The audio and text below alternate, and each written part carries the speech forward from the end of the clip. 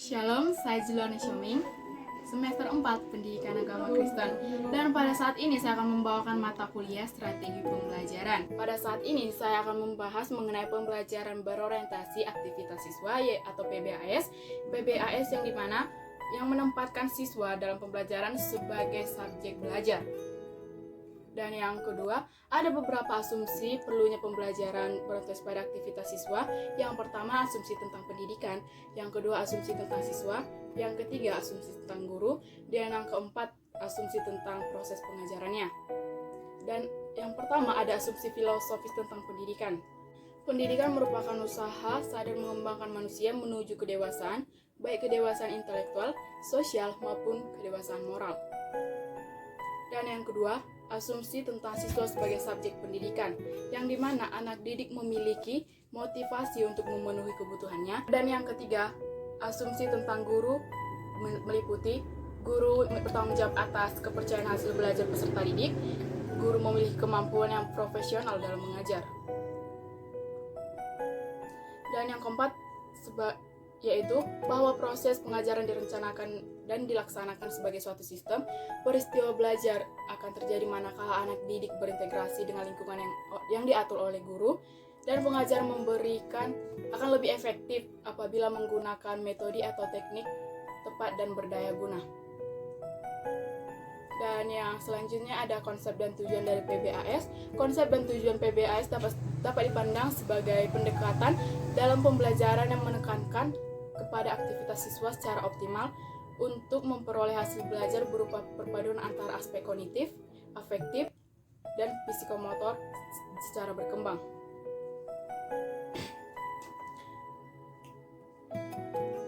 Dan yang kedua ada peran guru dalam implementasi PBAS. Dalam implementasi PBAS, guru tidak berperan sebagai satu-satunya sumber belajar yang bertugas menuangkan materi kepada siswa, tetapi yang lebih penting di sini adalah menekankan kepada siswanya sendiri dan bagaimana seorang guru itu memfasilitasi siswa agar belajar. Oleh karena itu, penerapan PBAS menuntut guru untuk kreatif, inovatif, sehingga mampu menyesuaikan kegiatan pengajarannya dengan upaya dan karakteristik belajar siswa. Dan untuk itu ada beberapa kegiatan dapat dilakukan guru, diantaranya adalah yang pertama, mengemukakan berbagai alternatif tujuan pembelajaran yang harus dicapai sebelum kegiatan pembelajaran dimulai. Yang kedua, menyusun tugas-tugas belajar bersama siswa. Yang ketiga, memberikan informasi tentang kegiatan belajar yang harus dilakukan. Dan yang ketiga, penerapan PBAS dalam proses pembelajaran. Dalam kegiatan pembelajaran, PBAS diwajibkan dalam berbagai bentuk kegiatan, seperti mendengarkan, berdiskusi, memproduksi sesuatu, menyusun laporan, memecahkan masalah, dan lain sebagainya. Dan yang keempat, ada faktor-faktor yang mempengaruhi keberhasilan PBAS, yang dimana keberhasilan penerapan PBAS dalam proses pembelajaran dapat dipengaruhi oleh guru, yang dimana terbagi atas 3, yaitu atas kemampuan guru, sikap profesional guru, latar belakang pendidikan dan pengalaman belajar guru. Dan yang kedua, sarana belajar, yang dibagi atas 3, yang ada ruang kelas. Apabila ruang kelas terasa nyaman, dan proses PBAS pun akan dapat berhasil. Dan yang kedua ada media dan sumber belajar. Dan yang ketiga ada lingkungan belajar. Apabila lingkungan belajarnya sangat nyaman dan tidak kaku, mungkin para siswanya juga akan sangat nyaman dalam pembelajarannya. Dan yang kelima ada kelebihan pengguna strategi berorientasi pada aktivitas siswa. Yang pertama, dalam strategi pembelajaran yang berorientasi pada siswa ini menekankan kepada aktivitas siswa secara optimal, yaitu bahwa ada keseimbangan antara aktivitas fisik, mental, emosional, juga aktivitas intelektual. Yang kedua, siswa berperan sebagai subjek pendidikan, bukan objek pendidikan yang harus dijajal dengan berbagai informasi, melainkan siswa tersebut mengolah informasi tersebut dan mengaplikasikannya atau menghubungkannya dengan kehidupannya. Dan yang selanjutnya ada dalam strategi PBAS ini, siswa dan guru sama-sama berperan sebagai subjek belajar, yang membedakan hanyalah tugasnya masing-masing. Dan yang keenam, ada kekurangan dari pengguna strategi berorientasi pada aktivitas siswa ini. Yang pertama, dalam kegiatan pembelajaran dengan menggunakan strategi pembelajaran yang berorientasi pada aktivitas siswa ini adalah aktif dan tidak aktifnya siswa berpartisipasi dalam kegiatan, hanya siswa yang mengetahuinya secara pasti. Karena keaktifan siswa ada yang dapat diamati secara langsung, seperti mengerjakan tugas, berdiskusi, mengumpulkan data, dan lainnya.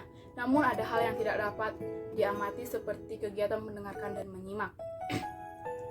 Dan yang kedua, saya akan membahas mengenai strategi pembelajaran berbasis masalah atau SPBM. Yang dimana ada konsep dasar dan karakteristik dari SPBM.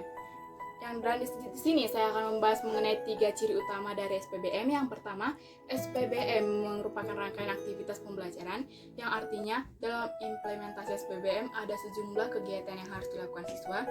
Yang kedua, SPBM menempatkan masalah sebagai kata kunci dari proses pembelajaran. Artinya, tanpa masalah maka tidak mungkin ada proses pembelajaran. Dan yang ketiga, pemecahan masalah dilakukan dengan menggunakan pendekatan berpikir secara ilmiah. Selanjutnya ada hakikat dari masalah dari SPBM yang pertama ada bahan pelajaran yang harus mengandung isu-isu yang mengandung konflik yang bisa bersumber dari berita, rekaman video, dan lainnya. Dan yang kedua, bahan yang dipilih adalah bahan yang bersifat familiar dengan siswa sehingga setiap siswa dapat mengikutinya dengan baik. Dan yang ketiga, bahan yang dipilih merupakan bahan yang berhubungan dengan kepentingan orang banyak atau universal sehingga terasa manfaatnya. Dan selanjutnya, bahan yang dipilih merupakan bahan yang mendukung tujuan atau kompetensi yang harus dimiliki oleh siswa sesuai dengan kurikulum yang telah berlaku. Dan selanjutnya, bahan yang dipilih sesuai dengan minat siswa sehingga setiap siswa merasa perlu mempelajarinya.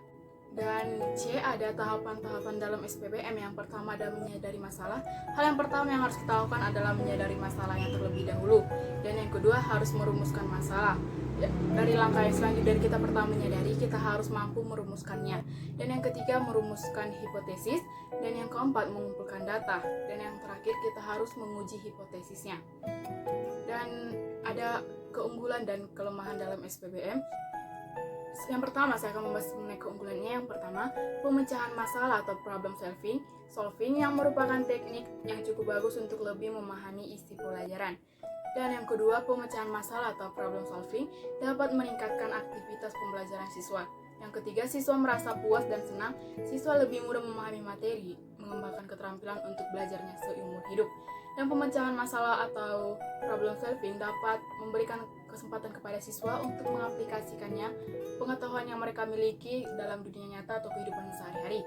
Dan yang keempat, pemecahan masalah dapat membantu siswa untuk mengembangkan pengetahuan barunya dan bertanggung jawab dalam pembelajaran yang mereka lakukan. Dan di samping itu, pemecahan masalah itu juga dapat mendorong untuk melakukan evaluasi sendiri baik terhadap hasil maupun proses belajarnya. Dan yang terakhir ada kelemahan dari SPBM. Kelemahan yang pertama, manakala siswa tidak memiliki minat atau tidak mempunyai kepercayaan bahwa masalah yang dipelajari sulit untuk dipecahkan, maka mereka akan merasa enggan untuk mencobanya. Dan yang kedua, keberhasilan strategi pembelajaran melalui problem solving membutuhkan cukup waktu untuk persiapan. Dan yang terakhir, tanpa pemahaman mengapa mereka berusaha untuk memecahkan masalah yang sedang dipelajari, maka mereka tidak akan belajar apa yang mereka ingin pelajari. Ya, penonton sekalian, sekian pembahasan saya mengenai pembelajaran berorientasi aktivitas siswa atau PBAS dan strategi pembelajaran berbasis masalah atau SPBM. Semoga dapat bermanfaat bagi penonton sekalian. Terima kasih.